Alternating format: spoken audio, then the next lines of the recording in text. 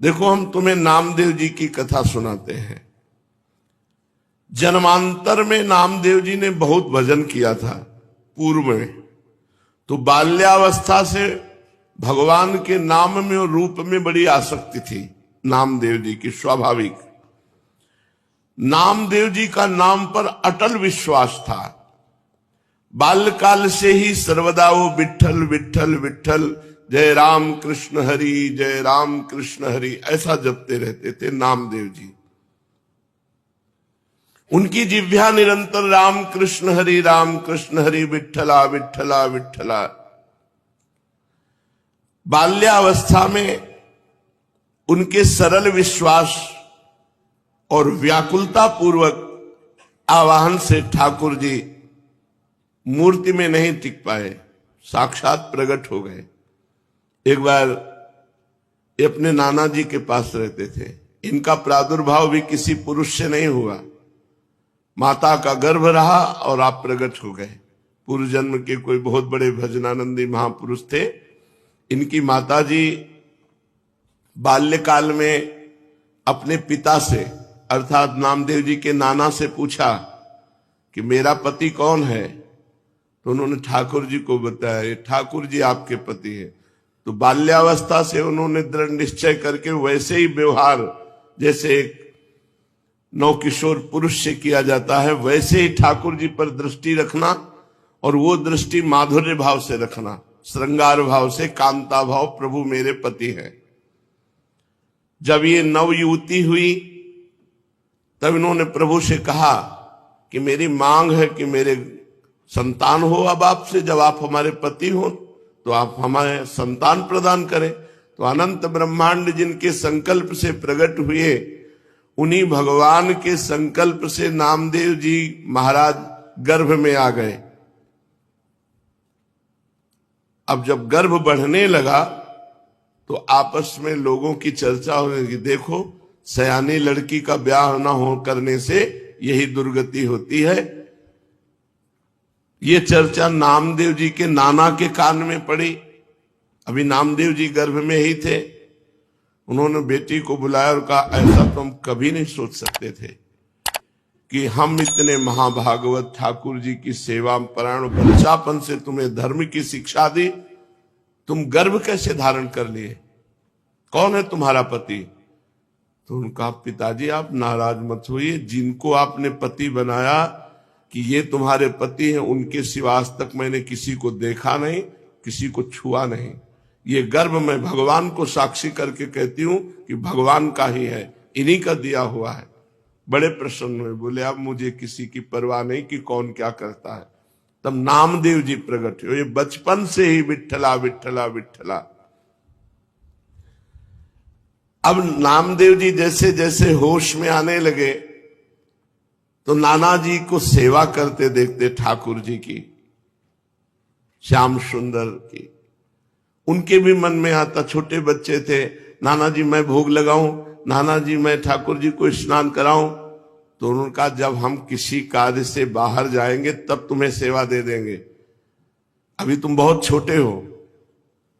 थोड़ी देर में फिर आते, नाना जी देखो मैं बड़ा हो गया। बोले एक दिन में थोड़ी बड़ा हो जाता है, अभी थोड़ा और समय लगे। दूसरे दिन फिर, अब नाना जी बड़ा हो गया। बोले ठीक है, तुम सेवा के लायक बड़े हो गए हो, लेकिन जब हम जाएंगे कहीं तब। तीसरे दिन, नाना जी आप कब जा रहे हैं, कहीं तो जाइए आप। तो उनको ठाकुर सेवा के निमित्त से कुछ सामान लाने के लिए जाना था। तो कहा, देखो बच्चापन मत करना, हमारे ठाकुर जी भूखे ना रह जाए, उनको दूध पिलाओ, भोग सामग्री। बहुत प्यार से ठाकुर सेवा की जाती है। अरे भोग रख दिया, पर्दा लगा दिया, ऐसे नहीं हमारे यहाँ किया जाता। पर्दा भी लगा दिया तो पर्दा के अंदर आप बैठो, एक हाथ में पंखा हो और एक हाथ से ऐसे पवाते जा रहे हो। लाड़िले हैं, राजकुमार हैं, हमारे प्राण प्यारे हैं, अपने यहाँ ऐसे ही भोग लगाते हैं राधा पी जी को। एक लोग बैठो, पद सुनाओ, दूसरा पवाओ, उनको ऐसे गान बजान के से दुलार करके पाओ। कोई भूखे थोड़ी है, तुम्हारे भाव के भूखे। 45 मिनट भोग लगता है कम से कम, ऐसे पवाया जाता है। अब नाना जी गए, बहुत नाच पड़े कि आज मुझे ठाकुर सेवा मिली है। अब नामदेव जी ने जैसे नाना जी भोग पधराते थे पधराया, और इसके बाद वो पर्दा लगा के अंदर हो जाते थे, वो तो देख नहीं पाते थे, तो पर्दा लगा के आप अंदर हुए। अब भोग सामग्री में जैसे जल फेरा के जल रखना, भोग लगाना, नाना जी ने कहा भूखे न रह जाएं, अगर ये भूखे रह गए और नाना जी से बता दिया तो कभी सेवा नहीं मिलेगी। नामदेव जी ने कहा ठाकुर जी पालो। वहां तो ठाकुर जी पा ही नहीं रहे, वो भाव से भोग लगाते थे। हम लोग सबसे बड़ी पीड़ा ये थी कि नाना जी को ठाकुर जी कह देंगे कि मैं भूखा हूं और भोग नहीं पाया तो हमें सेवा नहीं मिलेगी। नामदेव जी ने बार बार प्रार्थना की, जब नहीं पाए तो नामदेव जी ने कहा कि देखो अगर नहीं पाओगे छुरी ली, अपना अपना गला काट देंगे, आपको पाना पड़ेगा, नहीं हमारी सेवा छूट जाएगी। अब वो सीधे एकदम सरल बच्चा बिल्कुल सच्चाई में उतर आए, वो भगवान प्रकट हो गए। कहा पाओ? बोले हम रोज वैसे ही पाते थे जैसे तुम पर्दा लगा दिया, हम ऐसे भाव से पा लेते थे, तुम तो जबरदस्ती कर। बोले नहीं, पूरी थाल का पाओ। जब शिकायत करोगे नाना से कि हमें वो ठाकुर जी बातचीत कर रहे, अपने हाथ से नामदेव जी दूध पिला रहे ठाकुर जी को, तो अत्यंत व्याकुलता और सत्य भाव कि ठाकुर जी है, ठाकुर जी को प्रकट होना पड़ा और दुग्ध पान किया। बड़ी प्रसिद्धि नामदेव जी की, नाम का प्रकाश। भगवान विठ्ठल उस दिन से रोज वार्ता करते थे नामदेव जी से। एक बार काशी आदि तीर्थों की यात्रा करके निवृत्तिनाथ, ज्ञानेश्वर, सोपान देव, मुक्ताबाई, नामदेव और गोरा कुम्हार जी के घर ये सब बड़े बड़े संत बैठे हुए थे। समस्त साधुजन गोरा कुम्हार भी बड़ी ऊंची के स्थिति के महात्मा थे, तो उनके यहां एक थापी पड़ी हुई थी जिससे मटकी को गोल किया जाता है। मुक्ताबाई ने ऐसे थापी उठाई और गोरा कुम्हार से कहा चाचा जी ये क्या वस्तु है? गोरा कुम्हार जी ने कहा ये थापी है। मुक्ताबाई ने कहा ये किस काम में आती है? गोरा कुम्हार ने कहा इससे मिट्टी के घड़े को ठोक ठोक करके देखा जाता है कि पक्का हो गया कि कच्चा भी है। मुक्ताबाई ने कहा अच्छा, इससे देख करके पता चलता है पीट करके कि घड़ा पक्का है या कच्चा?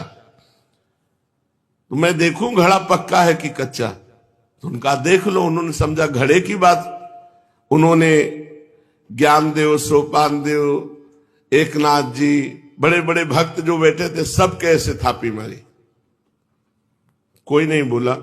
जब नामदेव जी के थापी मारी तो उन्होंने कहा ये क्या है, ये क्या खिलवाड़ कर रहे, सर पे थापी मार। बोले चाचा ये घड़ा कच्चा है। ये बोल पड़ा ये घड़ा कच्चा है। तो सब संत हंस दिए, गोरा कुम्हार जी भी हंस दिए और कहा अच्छी बात है, कच्चे हैं नामदेव। गोरा कुम्हार ने जब कहा कि हां कच्चा, तो नामदेव जी को बड़ा सकुच लगा, एक अपमान जैसा प्रतीत हुआ और वे क्रुद्ध हो गए। उन्होंने कहा दोबारा थापी हमारे माथे पे मत मार देना। और सब लोगों ने हमें कच्चा क्यों कहा? यह अन्यायपूर्ण क्रिया साधु होकर के ऐसा थोड़ी किया जाता है, नामदेव जी ने कहा। गोरा कुमार और अन्य साधुओं के मस्तक पर जब थापी थप थप करके लगी तो किसी ने नहीं बोला, लेकिन नामदेव जी को गुस्सा आ गया और नामदेव जी ने ऐसा बोला। गोरा कुम्हार जी ने कहा यह कच्चा घड़ा पक्का है, मतलब इसमें संशय नहीं है, नामदेव जी कच्चे साधु हैं। अब उनको और सब संतों के बीच में ऐसा जब कहा तो हृदय में बड़ा चुभा। नामदेव बुरा मत मानना, तुम भक्त अवश्य हो, इसमें कोई संशय नहीं, पर अभी तुम्हारे अभिमान को कोई चोट नहीं पहुंचाया, अभी तुम्हारा अभिमान सुरक्षित है, इसलिए तुम कच्चे साधु हो। ठाकुर जी के पास वो एकांत में गए विट्ठल भगवान से, और विट्ठल भगवान से कहा कि सब लोग हमको कच्चा कह रहे हैं, तो मैं कहां से कच्चा हूं? कह रहे तुम्हारे अंदर अभिमान है। हमने वहां सभा में पूछा कि तुम कैसे कह सकते हो मैं कच्चा हूं? तो हमें जब भगवान साक्षात हमसे बात करते हैं तो कच्चा कैसे? तो उन्होंने कहा तुम निगूढ़ा हो, तुमने अभी तक गुरु नहीं बनाया इसलिए तुम कच्चे हो। तो मैं आपसे ये पूछ रहा हूं कि गुरु का कार्य क्या होता है? आपसे मिला देना हो। आप रोज हमसे बात करते हो तो हमें गुरु की क्या आवश्यकता है? नामदेव जी ने कहा। नामदेव जी अत्यंत दुखी पंढरपुर भगवान श्री विट्ठल जी से ऐसी जब प्रार्थना की तब विट्ठल भगवान ने कहा कि जो संतों ने निर्णय किया वो सच्चा निर्णय किया है, तुम अभी कच्चे हो। अब तो और जलन पैदा हो गई। अभी तक तो संत कह रहे थे, भगवंत भी कह रहे हैं, तो प्रभु बताओ मैं पक्का कब होऊंगा? क्योंकि मैंने आपके सिवा किसी को कुछ नहीं माना, आप ही सब कुछ हमारे हो। देखो, जब तक तुम गुरु को स्वीकार नहीं करोगे तब तक तुम चाहे हमारे गले लगो, हमसे बात करो, हमारे संग खेलो, तो भी तुम कच्चे ही रहोगे। हम तुम्हारे साथ सदैव रहते हैं, किंतु इस पर भी तुम्हें किसी मनुष्य देहधारी पुरुष को गुरु रूप स्वीकार करके उसके सम्मुख साष्टांग दंडवत होकर उसकी शिक्षा ग्रहण किए बिना तुम पक्के साधु नहीं हो सकते। क्योंकि तुम्हारा अहंकार ज्यों का त्यों सुरक्षित है। जब गुरुदेव के चरणों में साष्टांग लौटोगे और उनके वचन सुनोगे तब तुम्हारा अहंकार नष्ट होगा। अतएव तुम गुरु का वरण करो। तो नामदेव जी ने कहा कि प्रभु मैं कहां गुरु खोजूं, किसको गुरु बनाऊं? तो कहा जाओ, सामने जंगल है, उसमें एक भगवान शंकर का मंदिर है, उसमें एक विशोबा खेचर नाम के महापुरुष पड़े हुए हैं, उनको गुरु रूप में वरण कर लो। वहां गए, बड़ी विचित्र दशा देखी। वो बड़े अवधूत कोटि के महापुरुष भगवान शंकर के पिंड पर जो चिन्ह है शिवलिंग, उस पे तो पैर रखे हुए हैं और डेहरी पे सर रखे हुए आराम से सो रहे हैं। नामदेव जी गए, उन्होंने कहा कि इनको क्या गुरु बनाए, ये तो साधारण वैष्णव धर्म को भी नहीं जानते हैं। शिवलिंग पर पैर रखे हैं और डेहरी पर सिर रखे हैं। कहा महात्मा शिव जी से पैर हटाइए। तो आंख खोल के देखा और कहा बेटा जहां शिव न हो वहां पैर रख दो। इस बात को वो समझ नहीं पाए कि कण कण शिव स्वरूप है, कोई ऐसा कण नहीं जहां शिव ना हो। उन्होंने पैर पकड़ा और हटाया। जे ही हटाया तो वहां दूसरा शिवलिंग, जिधर हटाते उधर शिवलिंग, क्योंकि सिद्ध महापुरुष ओहो चरणों में गिर गए। कहा बेटा कोई कण ऐसा नहीं जहां भगवान ना हो। बस नामदेव जी के हृदय में ये बात बैठ गई। कोई कण ऐसा नहीं है जहां भगवान नहीं, सर्वत्र भगवान है। नामदेव जी को उपदेश दिया। नामदेव जी ने विशोबा जी के चरणों में आत्मसमर्पण कर दिया। नामदेव जी विट्ठल भगवान को केवल मंदिर में ही मानते थे। एक दिन एक कुत्ता वो ठाकुर जी के लिए भोग बना रहे थे, रोटी बना के ऐसे रखी, घी गरम कर रहे थे, वो रोटी लेके भागा। गुरुदेव की बात याद आई, कोई कण ऐसा नहीं जहां श्री भगवान न हो। तो कुत्ते में भी भगवान है। कटोरा घी का लेके पीछे भागे चले जा रहे, प्रभु रूखी मत खाओ, घी चुपड़ा लो। नाथ अब हमसे छुप नहीं सकते, गुरुदेव की कृपा हो गई, आप ही हो। कुत्ते में भगवान को ढूंढ लिया।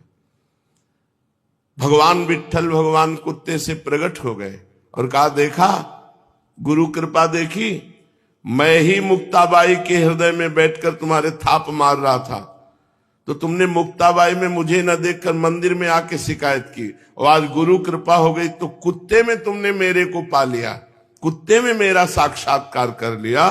तो गुरु कृपा विशिष्ट है, केवल ग्रंथ से देखकर मंत्र पढ़ने से